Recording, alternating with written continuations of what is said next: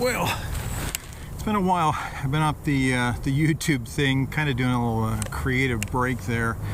I don't know, man. It's hard to do these videos and be original, so we're gonna work at it. We're back out on the trail again, and we're here at Mount Jurupa, which is in Fontana, California. First, let's talk about the space weather today. I went to bed last night happy, woke up this morning sad. We're still in the mid 70s as far as the flux, but our K pumped up to a 4 last night, and our solar winds are over 500. So, and the BZ's in the negative. The only thing positive is the maximum usable frequency for some reason was sitting at 16 megahertz, and I'm not really sure that's going to happen. The other thing that for the VHF, and this peak, it's around 2,000 feet, but there's not that much height above average terrain. So we're going to have a good shot into the LA basin as far as VHF and Inland Empire. Not so much to the north or south, so we'll see how it goes. Let's look at this. Let's look at this trail real quick. It's pretty straightforward. 1 mile, well, 1.1 miles in, 1.1 miles out. 1,100 feet of elevation gain. It's a climb. It's not terribly hard, but it's a climb. Haven't been up this one before. It's known for its artwork. Yeah, the graffiti artists come up here and paint the rock. So we'll see what that's all about. So let's get to the top. The plan for today is HF, of course. We're gonna use the band springer with the T1 tuner. And we're gonna try for 60, 40, 30, 20, 17. And then we brought the 3-element arrow, and we're going to try for some VHF contacts. And we'll talk about that once we get on top, but I've been kind of concentrating a lot on VHF lately, and we'll talk about that on top. So no time for dilly-dallying. Let's get up this hill. The first part of it just looks lovely. Rutted out old road that's dang near straight up. So if we survive that and they're not doing CPR on us on top, we're going to get to the top.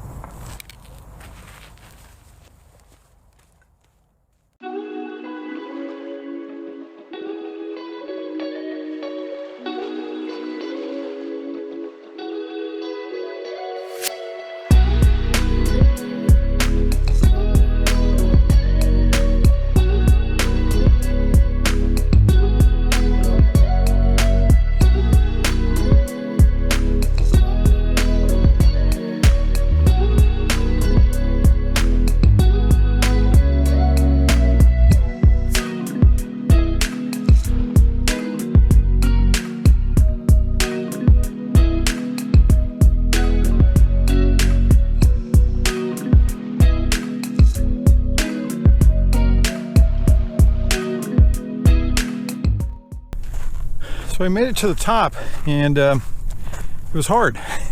There's nothing easy about that hike. It's got some spots in it that'll get your attention pretty quick. Huge area up here. It's almost like at one time it was graded off.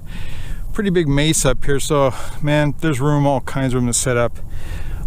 Let's kind of take a look around here. This is kind of looking back toward Temecula and San Diego. Way off in the distance you can see the Palomars, and then these two big mountains right here, Gorgonio and San Jacinto. We're looking toward Mount Baldy, and then this direction here, that's going to be Orange County down in that area, and then this is going to be the greater LA basin up here. I told you we'd talk a little bit about the plans for the activation today. So again, our numbers on the HF side aren't all that spectacular, but we're going to give it a shot anyway. And we're going to start off, we're going to use the band springer today with the Elecraft T1 tuner and the Yaesu FT817ND. We'll start off on 60 meters. We'll probably do 60, 40, 30, 20, maybe 17. Based on the numbers I saw today, I don't think anybody's going to show up on 15, so that's not going to happen. But then we're going to do a VHF activation, and we'll talk about that when we set it up. I'm using 2 different antennas now, and I just kind of want to give you my thoughts on the one we'll be using today. Let's get set up. Let's get going on 60 meters, and let's go. Okay, so let's walk through the setup here. We've got the band springer up on top of the SOTA Beams Mini Tactical, so it's a 19.5-foot mast. We're doing that because today we really wanted to operate on 60 meters, and I can get on 60 meters with that antenna.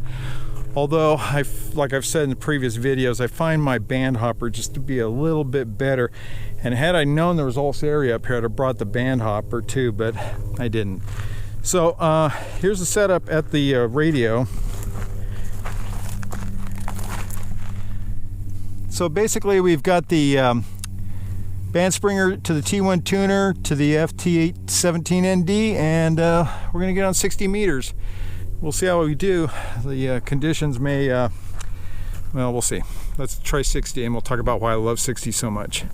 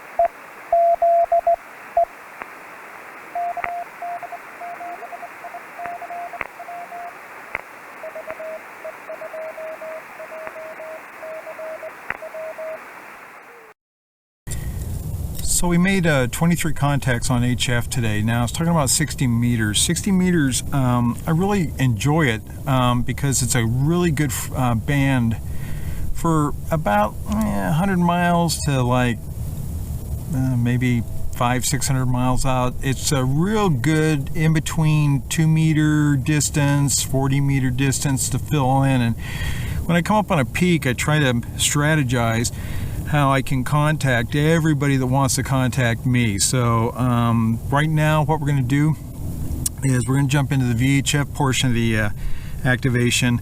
I used to kind of ignore VHF. I wasn't a big VHF activator, and then I started kind of getting more and more into it. I used to use a roll-up J-pole, and I still do. I have one.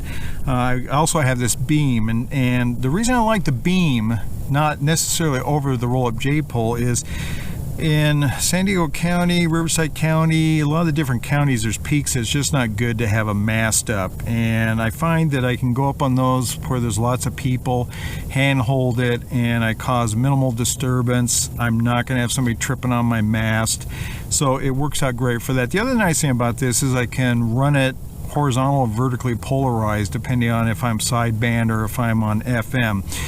Here in Southern California, we're trying to make that slow transition over to 146.58 to use it for the SOTA activations, and that's what I'm going to do today. But I still on occasion bomb over to 5.2, And not to be obnoxious and not to be long-winded over there, just to make a couple contacts, but sometimes there's new hams over there. I've talked to a lot of brand new technicians. They've never talked to anybody simplex or a SOTA activator, and it's kind of, I look at it as kind of a recruiting tool. So let's do this. Let's get the, we're going to use the FT-17 still because it's got VHF. We're going to use that. We're going to throw in a fanny pack, and let's get the VHF thing going. Okay, here we go. Okay. I forgot to hook up the cable to receive the 2-meter signals. Sorry, guys. Won't happen again. Here's the results from our 2-meter activation. Actually, we did pretty good. The long shot was 85 miles from our Mount Jurupa site into Granada Hills. Not bad.